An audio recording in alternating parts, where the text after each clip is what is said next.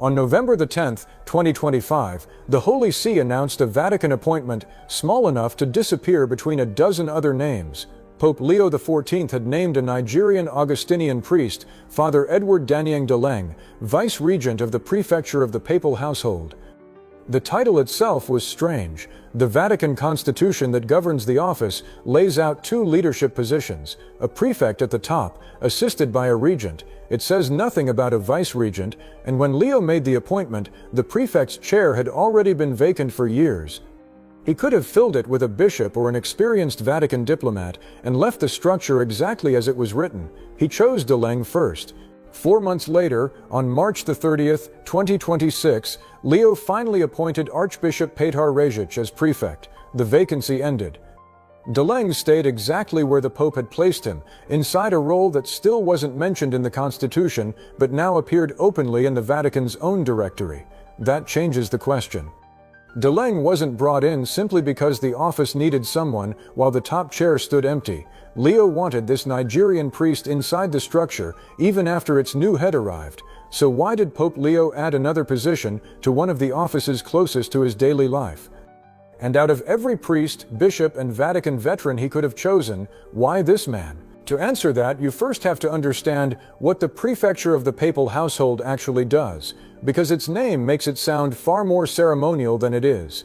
Before a president ever walks into a room with the Pope, somebody in this office has already decided where that president waits, who receives him at the door, who enters first, how long the private conversation can last, where everyone stands for the photograph, and what happens the second the meeting ends. The prefecture organizes the Pope's public, special, and private audiences. It handles the order of precedence when cardinals, ambassadors, government ministers, and members of royal families all arrive at the same time. It prepares the non-liturgical side of papal ceremonies, arranges the spiritual exercises of the Pope and the Roman Curia, and handles the practical preparations whenever the Pope moves through Vatican City, Rome, or somewhere else in Italy. The Pope is the only person the cameras are watching. An entire office has already arranged the world around him before he enters the frame. For years, that office had operated without a prefect. Its previous head was Archbishop George Genswein, the tall, striking private secretary of Benedict XVI, who became so recognizable that Italian magazines sometimes treated him like a celebrity. After his departure, Monsignor Leonardo Sapienza, the longtime regent, kept the daily work moving without anyone sitting above him. Then Leo arrived. His first major change wasn't to replace Sapienza or immediately fill the vacancy left by Genswein. He placed Dowling beside the regent and gave him a title the office had not previously listed. The man almost nobody outside Rome had heard of entered an office that decides who gets close to one of the most visible people on earth. And the path that brought him there began almost 25 years earlier, in Nigeria, when both men were starting something new. Edward Daniang Dowling was born on the 4th of April, 1977, in Yitlar, in Kwara, Plateau State, in Nigeria's Middle Belt. He entered the Order of St. Augustine and made his first religious profession on November the 9th, 2001. Now hold that date next to another one. Just 2 months earlier, on September the 14th, Robert Prevost had turned 46 years old. On that same birthday, his fellow Augustinians elected him Prior General, placing him in charge of the order worldwide. By November, less than 2 months into the job, Prevost was already in Nigeria. That was where the two men first met, a young Nigerian friar making his first vows, and the newly elected leader of the Augustinian order visiting one of its communities far from Rome. Neither of them had any reason to believe the meeting would matter outside the life of the order. Prevost was a priest taking on a demanding international assignment. Deleng had only just begun the religious life that would shape everything that followed. Dowling moved to Rome in 2002, and the paths kept crossing. Over the next 2 decades, he and Prevost had many opportunities to meet and talk, a relationship Dowling himself later described in interviews. That detail matters. Dowling's link to Prevost did not consist of an occasional handshake during an official visit. It grew through repeated contact in Rome and through their shared Augustinian order long before either man knew a papacy was waiting at the end of the road. When Dowling was asked what had stayed with him across all those years, he gave a simple answer: Prevost's humility. his ability to listen. The responsibilities changed as he moved through the church, but Daling recognized the same man underneath them. Nigeria also remained part of Prevost's life. As prior general, he returned again and again. Daling says Prevost visited every Augustinian mission in Africa and came to Nigeria on at least 10 occasions. He attended their chapters, followed the development of their communities, and kept showing up when the situation was difficult. The Augustinians had built a wide network of schools and formation centers in Nigeria, but the government eventually seized their educational institutions. For years, the order struggled to rebuild. In 2006, Daling says Prevost's support helped make a new college possible for the boys and girls who had lost those classrooms. A decade later, in 2016, Prevost returned for the first intermediate general chapter the Augustinians had ever held on Nigerian soil. His connection with Africa continued after he left the leadership of the order. Near the end of 2024, while serving in Rome as a cardinal, he was back in Kenya, where the Augustinians operate religious communities and centers serving people with AIDS. So when Daling spoke about the newly elected pope in May of 2025, he didn't sound like a man repeating a line prepared for the press. He has Africa in his heart, he said. Daling had watched that relationship develop from the inside. Prevost kept returning to the same communities when there was no global audience waiting and no papal image to manage. Africa had been part of his work for decades. That history explains why Daling's appointment carried such meaning for African Catholics. A Nigerian priest was moving into an office at the center of the Vatican, close to the daily life of a pope who already knew the continent through years of direct contact. But geography alone doesn't explain why Daling was qualified to stand there. While the relationship between the two men was growing, Daling was building a record of his own. He made his solemn vows in 2004 and was ordained a priest on September 10, 2005. He later studied moral theology at the Pontifical Alphonsian Academy in Rome and completed his doctorate in 2012. The subject he chose is revealing. Daling wrote about the dignity and care owed to patients suffering from incurable and terminal illnesses. In plain terms, he spent years thinking about how a human being should be treated when medicine can no longer offer a cure, and the person has become entirely dependent upon the care of others. That kind of work doesn't prepare someone to manage a papal audience in any obvious way. It does tell you something about the questions that held his attention: responsibility, dignity, and what one person owes another when power is unevenly distributed between them. Inside the Augustinian order, Daling gradually moved into positions that demanded more administration and far more knowledge of Rome. He became a general counselor with responsibility connected to the order's work in Africa. Later, he served as Procurator General, the man responsible for handling the Augustinians' official business with the Holy See. That meant dealing directly with Vatican offices, following cases through the Roman system, and learning how decisions move through an institution where almost nothing happens through a single door.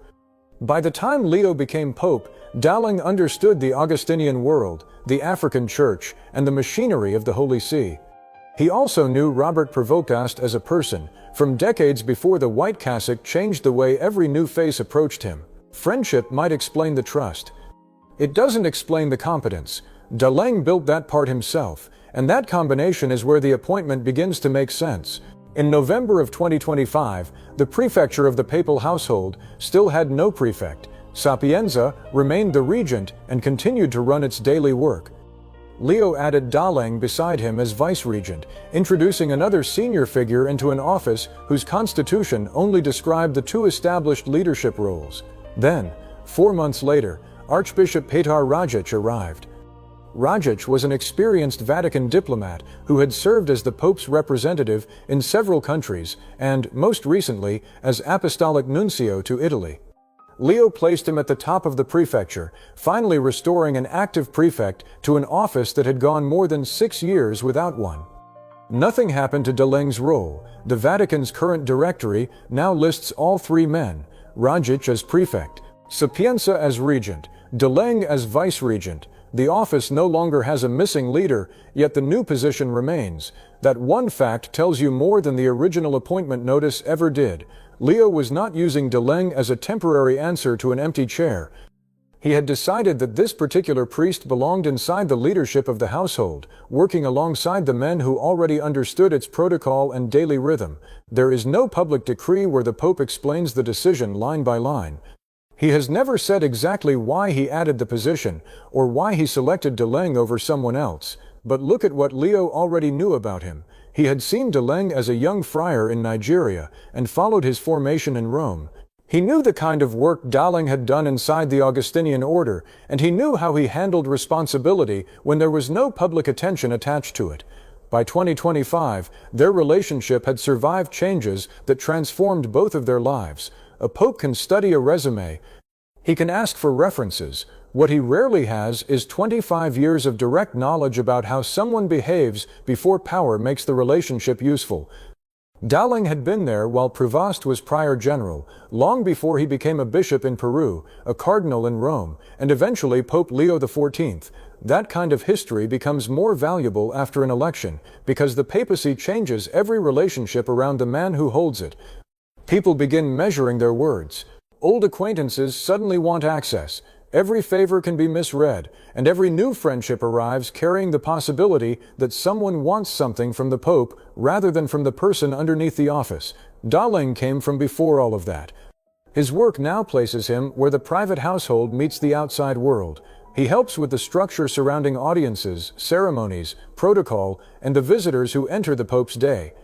A president or a king may be the person standing beside Leo in the photograph, but Deleng belongs to the office that made the meeting possible. His role is different from that of Leo's private secretaries. Monsignor Edgard Rimikuna manages the Pope's correspondence, meetings, and official workload.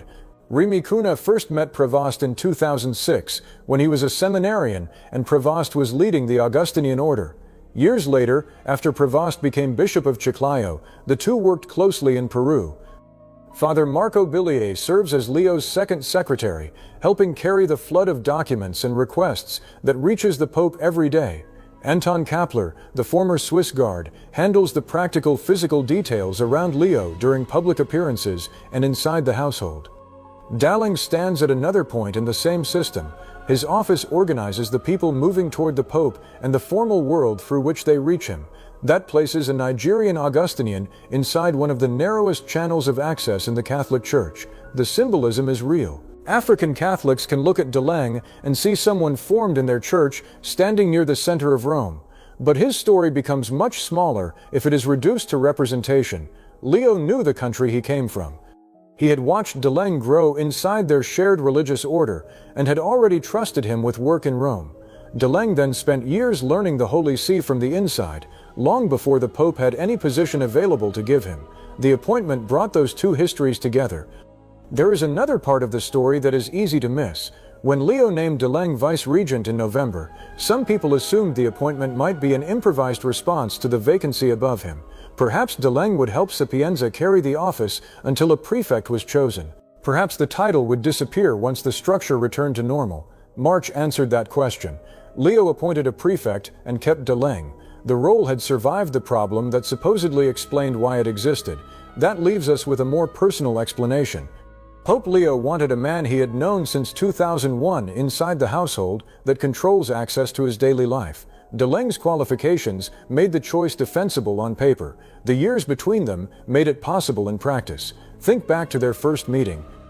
Robert Prevost had just become prior general. Edward Deleng had just made his first vows. One was beginning to carry an international religious order. The other was still learning what his own vocation would require. Prevost kept returning to Nigeria. Deleng moved to Rome, became a priest, studied moral theology, and eventually handled the Augustinians' relationship with the Holy See. The distance between their work kept shrinking until one of them became pope and the other entered the office responsible for organizing the world immediately around him. The Holy See announced all of that with a name and a title, then moved on to the next appointment. No explanation. No ceremony built around the relationship, just Father Edward Deniang Deleng, vice-regent of the prefecture of the papal household, and 4 months later, when the chair above him finally received a name, he was still there. If stories like this are why you're here, subscribe to the channel so the next one finds you. And tell me in the comments what surprised you most about the relationship between Pope Leo and Father Deleng.